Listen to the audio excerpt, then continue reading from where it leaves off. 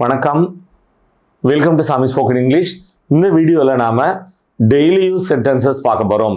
Number 1, அவ அதை விருப்பத்தோட ஏற்றுக்கிட்டா. எப்படி சொல்லுவோம் இங்கிலீஷில்?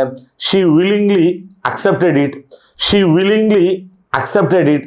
நல்லா கவனிங்க, willingly இந்த adverbுக்கு விருப்பத்தோட அர்த்தம். அடுத்து பார்க்கலாம், அதை ஏற்றுக்கிறதுக்கு அவன் விருப்பம் இல்லாமல் இருந்தான்.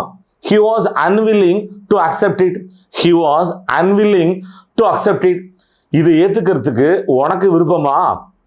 எப்படி கேட்கிறது? Are you willing to accept it? Are you willing to accept it? நல்லா கவனிங்க, இந்த will அப்படிங்கிற auxiliary verb நம்ம simple future எதிர்காலத்தை பத்தி பேசும்போது நிறைய இடங்கள்ல பயன்படுத்துவோம். ஆனா இந்த willக்கு நிறைய அர்த்தம் இருக்கு. ஸோ இந்த லெசன்ல ஒரு 2 கான்டெக்ட்ல மட்டும் மீனிங் பார்க்கலாம். நம்பர் 1, வில்லுனா என்ன? மன உறுதி. இப்போ தமிழ்ல மன உறுதின்னு சொல்லுவோம் இல்லையா, அதைத்தான் இங்கிலீஷ்ல வில்லுன்னு சொல்றோம். லெட்ஸ் இன் எக்ஸாம்பிள், அந்த மூதாட்டிக்கு ரொம்ப மன உறுதி இருக்கு. The aged woman has a strong will. The aged woman has a strong will. சரி, இந்த வில்லுக்கு இன்னொரு மீனிங் என்ன? உயில். இது நம்ம எல்லாருக்குமே தெரியும். ஸோ வீலை தான் இங்கிலீஷில் வில்னு சொல்கிறோம். லெட்ஸ் இன் எக்ஸாம்பிள், என்னோட தாத்தா எனக்கு நிறைய சொத்தை உயில் எழுதி வச்சுட்டு போயிட்டாரு. My grandpa left me a fortune in his will. My grandpa left me a fortune in his will. So ஃபார்ச்சூன்னா நிறைய சொத்து, பணம், செல்வம்னு அர்த்தம். நெக்ஸ்ட் என்ன பார்க்க போகிறோம்? நம்பர் 2, நேற்று நைட்டு நான் ஒரு பயங்கரமான கனவு கண்டேன். எப்படி சொல்லலாம் இங்கிலீஷ்ல? இதை 2 விதமா சொல்லலாம். Number 1, I had a scary dream the last night. I had a scary dream the last night. Number 2, I had a nightmare. I had a night Meir.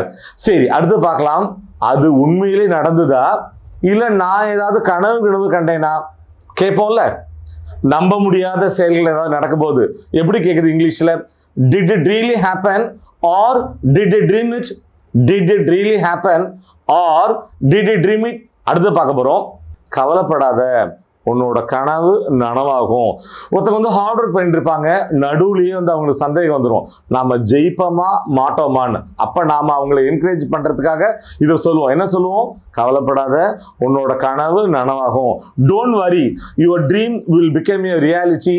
Don't worry, your dream will become a reality. அடுத்தது ஒரு interesting phrase கத்துக்கலாம். என்னது அது? Pipe dream. Dream தெரியும், கனவு. அது என்னங்க pipe dream?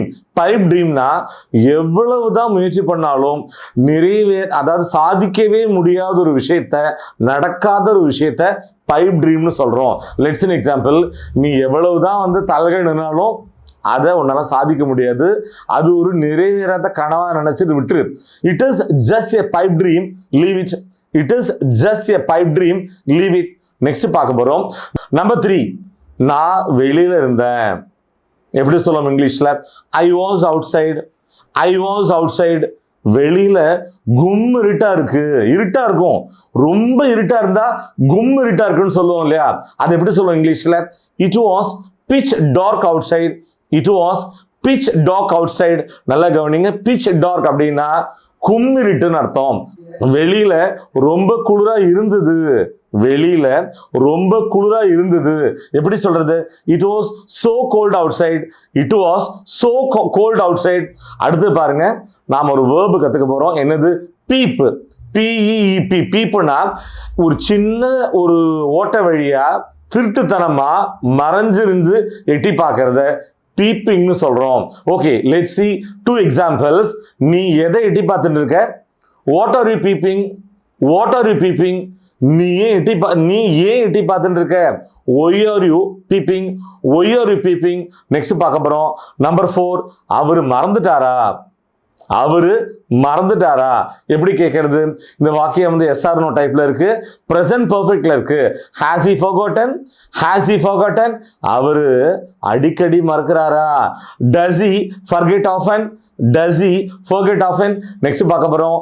Number 5, நாளாக நாள் போக போக சூடு அதிகமாயிட்டே இருக்கு. எப்படி சொல்லுவோம்? It is getting hotter day by day. It is getting hotter day by day. எங்கள் அப்பாவுக்கு மூக்குக்கு மேலே கோவம் வந்துடும், எங்கள் அப்பாவுக்கு பொசுக்குன்னா கோவம் வந்துடும். இது இங்கிலீஷில் யூஸ்வலாக நம்ம எப்படி சொல்லுவோம், my dad has a short temper. இது நம்ம எல்லாருக்குமே தெரிஞ்சது தான். இப்போ இந்த எக்ஸ்பிரஷனை கற்றுக்குவோம். எந்த எக்ஸ்பிரஷனை? My dad has a hot temper. My dad has a hot temper. So இந்த லெசனோட லாஸ்ட் லெக்கு வந்துட்டோம். நம்பர் 6. அவன் நாம் சொல்கிறத கேட்கலைன்னா என்ன பண்ணுறது? What if he doesn't listen to us? What if he doesn't listen to us? What if he doesn't listen to us? நாம அவன் சொல்றத நாங்க கேட்க வைப்போம். நாங்க சொல்றத அவனை நாங்க கேட்க வைப்போம். We will make him understand. We will make him understand. My dear viewers, daily use sentences. இந்த லெசன் உங்களுக்கு ரொம்பவே ஹெல்ப்ஃபுல்லா இருந்திருக்கும்னு நாங்க நம்புறோம். மீண்டும் அடுத்த பாடத்தை சந்திப்போம். Thank you.